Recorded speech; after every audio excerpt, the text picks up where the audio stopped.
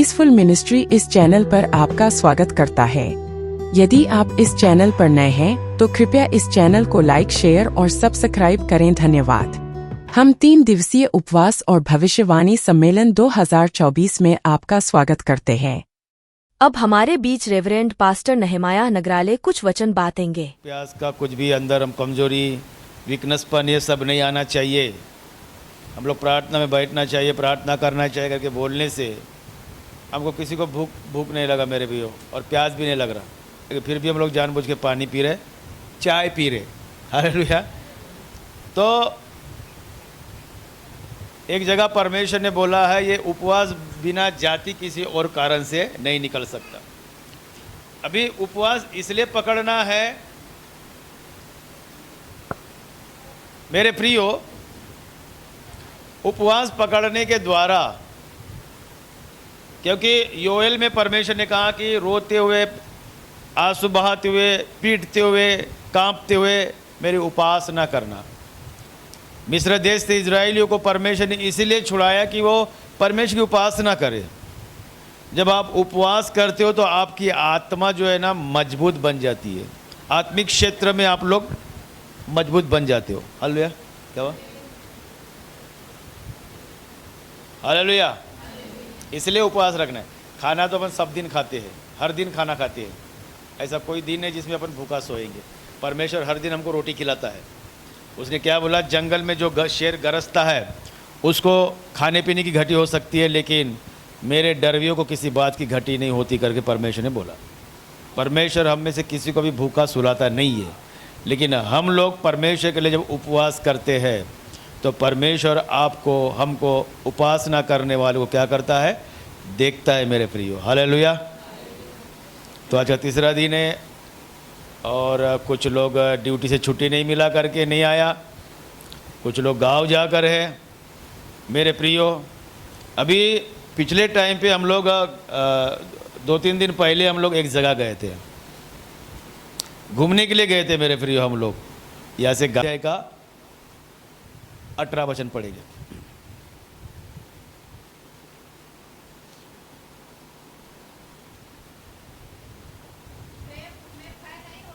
हाँ हाँ, कष्ट से होता है ना। हाँ, और आगे क्या है? हालेलुया। आइए अपनी आंखों को बंद करेंगे मेरे प्रियो, और पवित्र आत्मा जिसको अगुवाई करता है वो कोई भी जन प्रार्थना करे इस वचन के लिए।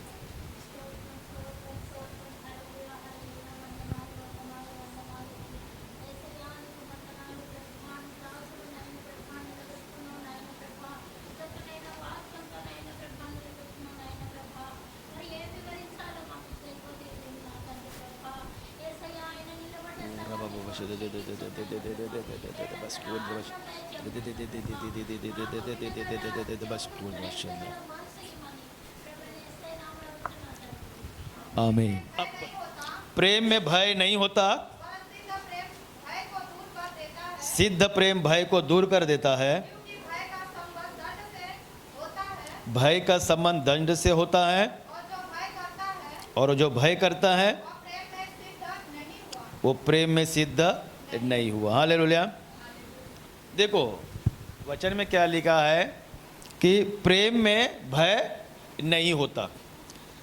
हम लोग परमेश्वर से प्रेम करते हैं, हम सब परमेश्वर से प्रेम करते हैं। परमेश्वर का वचन कहता है जो परमेश्वर से प्रेम करते हैं उसके अंदर भय नहीं होता है, क्योंकि प्रेम जो है भय को दूर कर देता है, क्योंकि भय से कष्ट होता है। जो भय करता है उसमें सिद्धता नहीं है। आपको मालूम है परमेश्वर ने एक वचन में कहा है कि डरपोक लोग गेट के बाहर रहेंगे, राज्य के वारिस नहीं होंगे। डरपोक लोग जो जिसमें भय है, जो डरते हैं, वो परमेश्वर के राज्य के वारिस नहीं होंगे। और भय के कारण हमारा प्रेम जो परमेश्वर के साथ में वो सिद्ध नहीं होता। अब परमेश्वर ने ऐसा वचन क्यों बोला? ये डरपोक लोग गेट के बाहर रहेंगे। डरपोक का मतलब क्या? डरपोक किसको कहा गया? किस बात से? हाँ,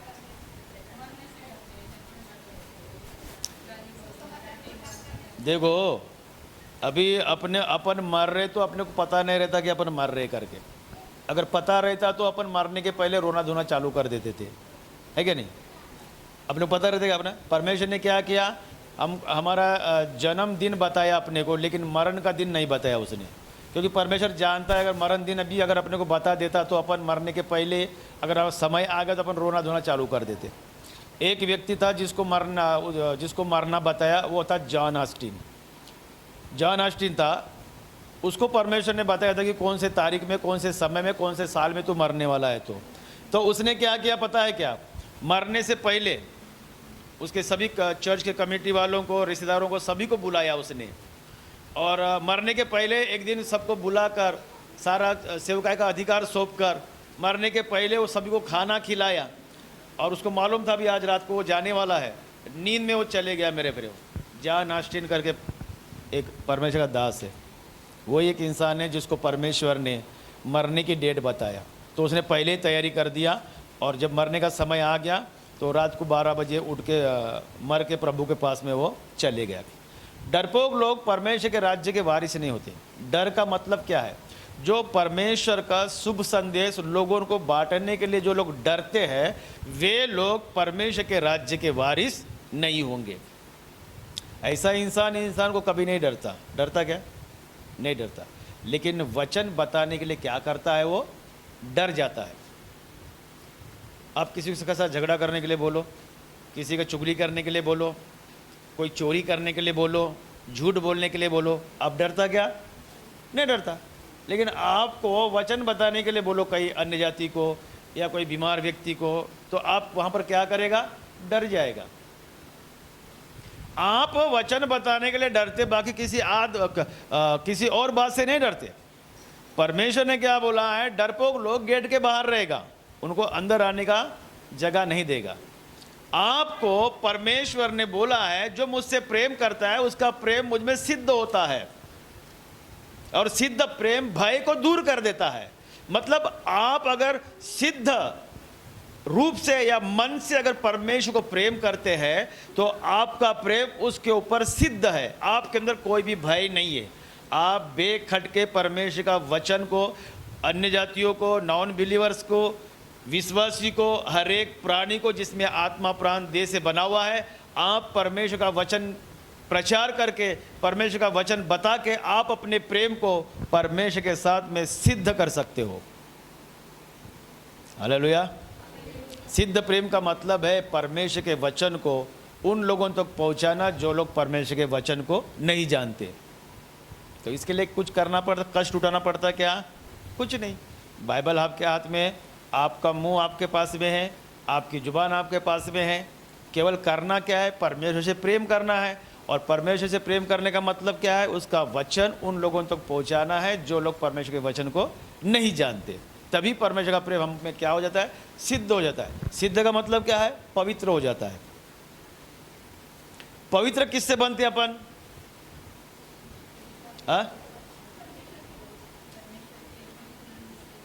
परमेश्वर का लहू से हम लोग पवित्र बन जाते हैं।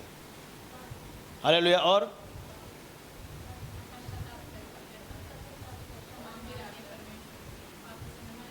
जब आप मन फिराते हो पुराने जीवन से और नई सृष्टि बनकर चलते हो, जैसा कुरिन्थियों की पुस्तक में लिखा है 5:17 में, पहला कुरिन्थियों में, कि सो यदि कोई मसीह में है तो वो क्या है? नई सृष्टि, यानी नया जन्म पाने वाले लोग हैं, है ना। पुराना जीवन क्या हो गया? बीत गया। पवित्र जीवन, पवित्र कब बनते? यीशु मसीह का लहू हमारे लहू को शुद्ध कर देता है, ठीक बात है। लेकिन उस पवित्र जीवन को हमको संभाल के रखने के लिए हमें रोज़ प्रार्थना का जीवन जीना पड़ेगा, रोज़ वचन पढ़ने का जीवन जीना पड़ेगा, रोज़ परमेश्वर की स्तुति आराधना करना पड़ेगा, विश्राम दिन को मानना पड़ेगा मेरे प्रियो, और यीशु मसीह के खून पर विश्वास करना पड़ेगा। तभी हम लोग पवित्र रहेंगे और हमारा पवित्र जीवन रहेगा मेरे प्रियो। हालेलुया। ऐसा जीवन अगर हमारा रहेगा, आप लोगों तक परमेश्वर का वचन प्रचार करोगे और परमेश्वर का प्रेम आपके अंदर सिद्ध हो जाएगा, और आप परमेश्वर के नज़दीक के लोग, उसके घराने के लोग बन जाएंगे। क्योंकि परमेश्वर ने क्या बोला? बुलाए हुए बहुत लोग हैं, चुने हुए थोड़े लोग हैं। बुलाए वाले लोग उटक पुटक काम कर सकते हैं, चुने वाले लोग परमेश्वर की इच्छा पर ही चल सकते हैं मेरे प्रियो। इसलिए हम लोग क्या है, बुलाने वाले लोग नहीं, चुने हुए लोग बनना है। हालेलुया। एक वचन पढ़ेंगे, यहोशू की पुस्तक पढ़ेंगे, पहला अध्याय 5 वचन। जल्दी खत्म करेंगे, अभी आगे और बहुत। हाँ, तेरे जीवन भर तेरे सामने कोई ठहर न सकेगा। जैसे मैं मूसा के संग रहा वैसे ही मैं तेरे संग रहूंगा। मैं तुमको धोखा नहीं दूंगा और ना ही तुमको कभी मैं छोड़ूंगा। हालेलुया। जब हमारा प्रेम परमेश्वर के प्रति सिद्ध हो जाता है तो परमेश्वर हमसे वायदा करता है कि क्या बोल रहा है कि वो जैसा मैं मूसा के संग था। मालूम है मूसा के संग कितना दिन था? 40 साल था वो। कितने साल था वो? 40 साल। बुढ़ापे के उम्र में मूसा को उसने प्रेम किया, जब उसकी बुढ़ापे के समय में, यानी जब मूसा 80 साल का हो गया। 40 साल तक वो एक मिस्र देश में एक राजकुमार के जैसा जिंदगी जिया। 40 साल तक वो अपने भेड़ बकरी चराते रहा पहाड़ों में, और 40 साल वो परमेश्वर के साथ में जंगलों में इजराइलियों के साथ में रहा।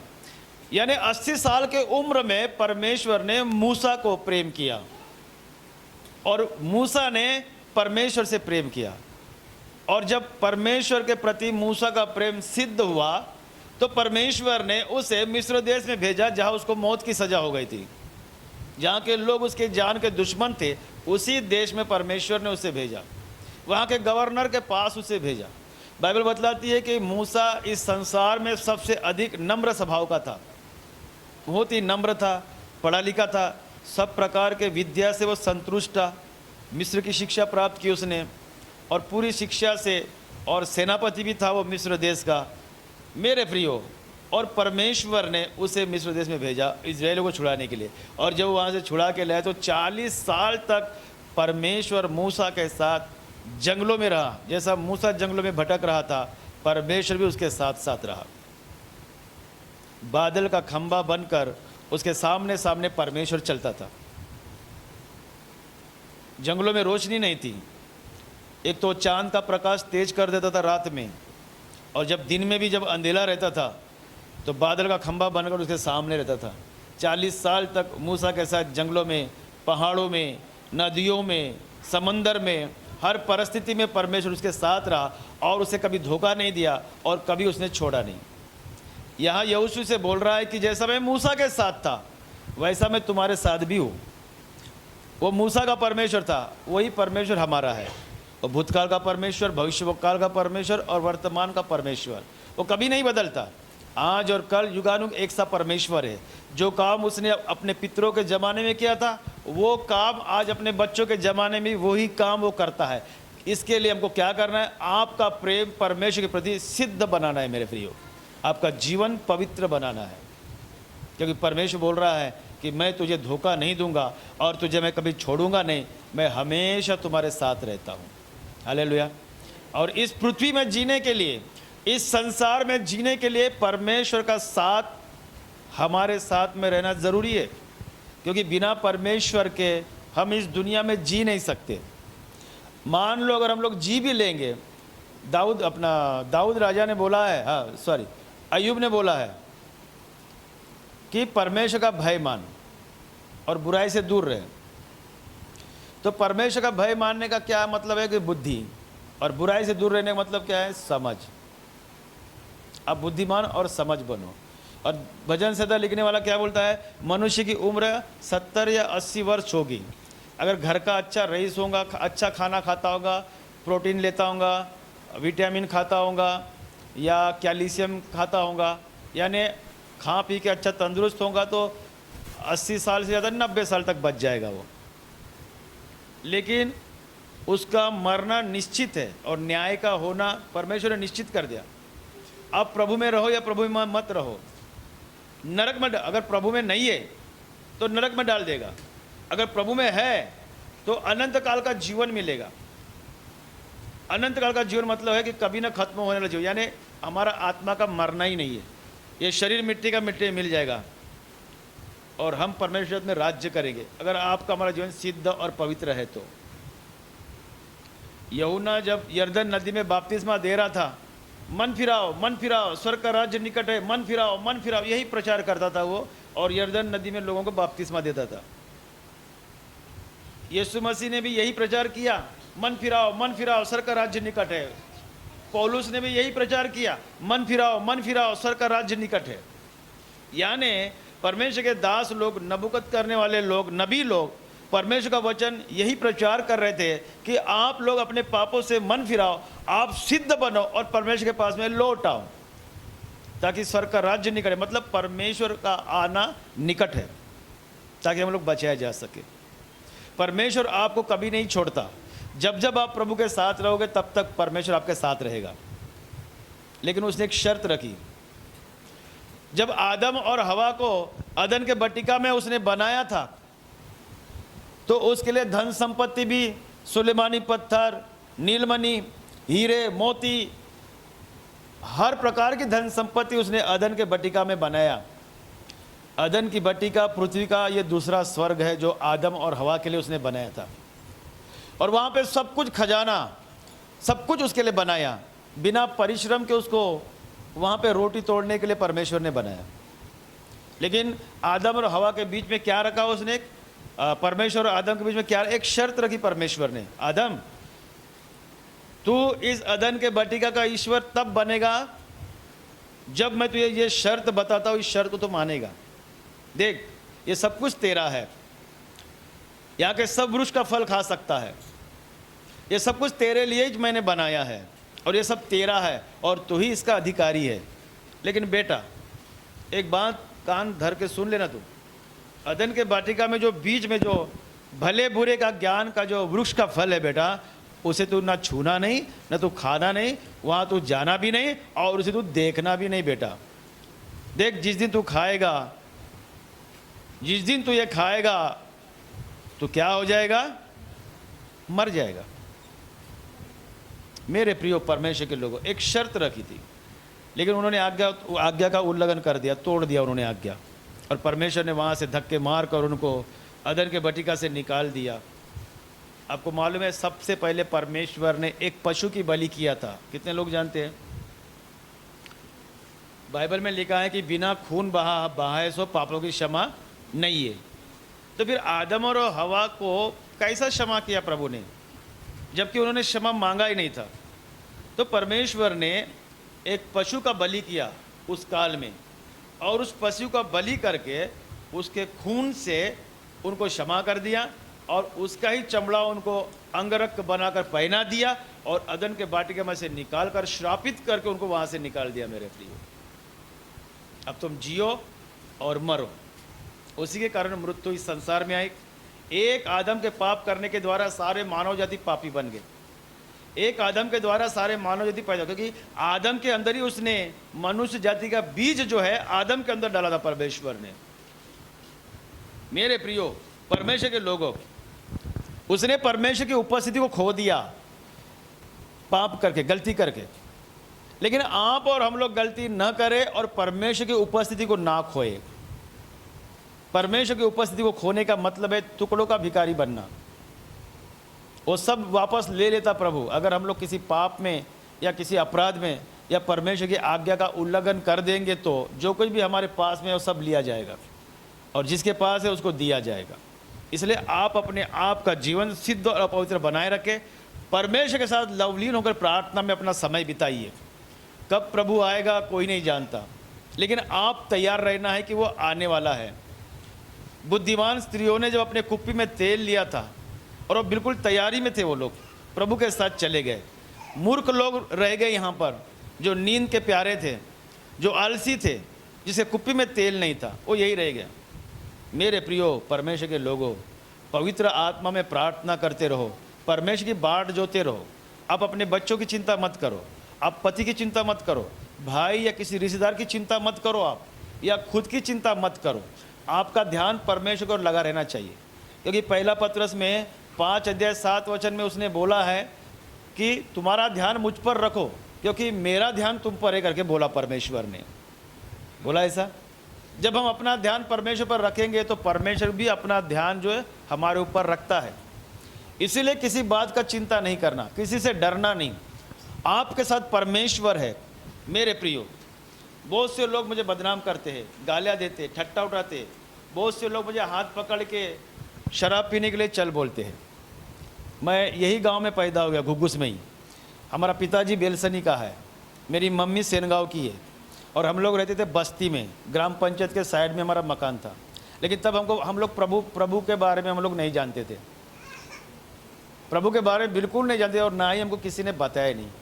जब हमको किसी ने बताया, हमने विश्वास किया, प्रभु में आया, तो हमने जो बाकी का जो हमारे जो जीवन है वो सब प्रभु को देके हम अब प्रभु के साथ चल रहे। मेरे प्रियो, हालेलुया, हालेलुया। इसीलिए परमेश्वर है तो सब कुछ है, अगर प्रभु नहीं है अंदर तो कुछ भी नहीं है, क्योंकि बिना प्रभु के इस संसार में हम लोग जी नहीं सकते, और परमेश्वर आपको भूखा रहना देगा नहीं मेरे प्रियो, हालेलुया। और एक वचन पढ़ेंगे, भजन संहिता 46, भजन संहिता 46 1, 2 और 3 वचन पढ़ेंगे। भजन से, हाँ, 1, 2, 3। परमेश्वर हमारा शरण स्थान और बल है, संकट में अति सहज से मिलने वाला सहायक। इस कारण हमको कोई भय नहीं है, चाहे पृथ्वी उलट जाए और पहाड़ भी समुद्र के बीच में डाल दिए जाए, चाहे समुद्र गरजे, फेन उठाए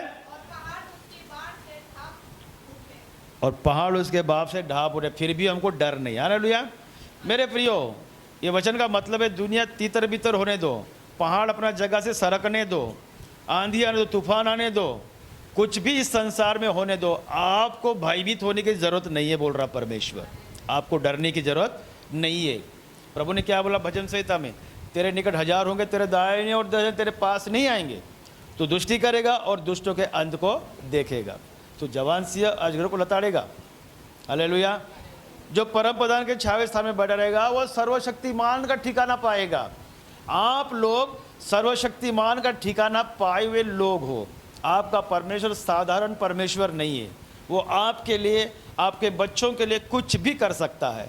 जो परमेश्वर आपके लिए, हमारे बच्चों के लिए जान दे सकता है, क्या वो परमेश्वर आपके लिए, हमारे बच्चों के लिए कुछ करने के लिए, उसके लिए कुछ कठिन है क्या?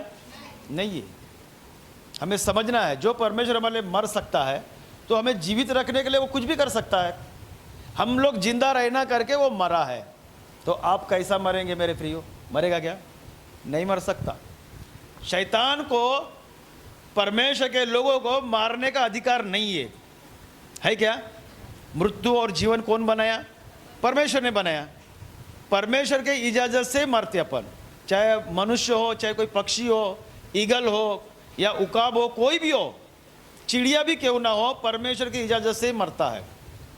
उसको सुलाना और जगाना उसी के हाथ में, बढ़ाना घटाना उसी के हाथ में, मारना जख्म देना उसी के हाथ में। पहला शामुएल 2 अध्याय 6 और 7 वचन में क्या बोल रहा है वो? मैं आशीष देता हूँ, मैं श्राप देता हूँ, मैं जिंदा करता हूँ, मैं मारता हूँ, मैं बीमार करता हूँ, मैं चंगा करता हूँ, मैं गरीब करता हूँ, मैं धनवान करता हूँ, बोल रहे वो। फिर आप लोग कहाँ जा सकते हैं? एक वचन पढ़ेंगे, पहला शामुएल 2 अध्याय 6 और 7 वचन पढ़ेंगे। हाँ, 6 और 7। हाँ, यहोवा परमेश्वर मारता भी है और जिलाता भी है, उसके पास ही अधिकार है अधोलोक में उतारने का, और उसको ही अधिकार है नरक से निकालने का। यहोवा ही निर्धन यानी गरीब करता है और वो ही धनवान भी बनाता है। वो ही आपको नीचा कर सकता है और वो ही आपको ऊंचा भी उठा सकता है। और वो कंगाल को धूली में से उठाता और दरिद्रों को धूरे में से उठाकर खड़ा करता है, ताकि उनको राजाओं के लोगों के सामने बिठाए। हालेलुया। मेरे प्रियो, आप और हम लोग है ना परमेश्वर का नाम लेने का भी लायक नहीं था क्या? परमेश्वर इतना पवित्र है कि हम लोग का नाम लेने के लायक नहीं, लेकिन उसने क्या कर दिया, हम लोगों ने अधिपतियों के सामने यानी राजा के सामने हमको बैठा, यानी परमेश्वर के सामने हमको खड़ा कर दिया परमेश्वर ने, कि हम उसकी क्या कर सकते हैं, महिमा कर सकते। आपके सामने जमाना झुक सकता है, आपको परमेश्वर किसी के सामने झुकने नहीं देगा, क्योंकि परमेश्वर बोल रहा है वचन में, मुझे नरक में डालने का अधिकार है तो निकालने का भी है, मुझे बीमार करने का अधिकार है तो चंगा करने का भी है, मुझे मारने का अधिकार है तो मुझे जिंदा करने का भी अधिकार है। यानी बढ़ाना घटाना सब परमेश्वर के हाथ में, आपके हाथ में, मेरे हाथ में, आपके पति के हाथ में, पत्नी के हाथ में, बच्चों के हाथ में, आत्मा प्राण देह में नहीं है। बढ़ाना घटाना और फ्यूचर लाइफ मनुष्य की बनाना खुदा के हाथ में है। हालेलुया। आप कितना भी दौड़ेंगे आकाश को नहीं छू सकते मेरे प्रियो। छू सकते क्या? नहीं छू सकते। बिना परमेश्वर के आकाश को हम लोग छू नहीं सकते।